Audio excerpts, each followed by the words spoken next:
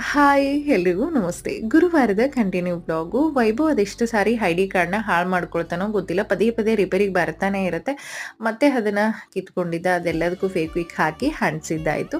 ರಿಲಯನ್ಸಿಂದ ತಗೊಂಡು ಬಂದಿರುವಂಥ ಗ್ರಾಸರಿ ಎಲ್ಲ ಏನಿದೆ ಅದನ್ನ ರೀಫಿಲ್ ಮಾಡ್ಕೊಳ್ತಿದ್ದೀನಿ. ರಿಲಯನ್ಸಲ್ಲಿ ತುಂಬಾನೇ ಆಫರ್ ನಡೀತಾ ಇರುತ್ತೆ. ಎಸ್ಪೆಷಲಿ ಮಕ್ಕಳ ಸ್ನ್ಯಾಕ್ಸ್ ಎಲ್ಲ ಏನಿದೆ ತುಂಬ ಚೆನ್ನಾಗಿನೇ ಇರುತ್ತೆ.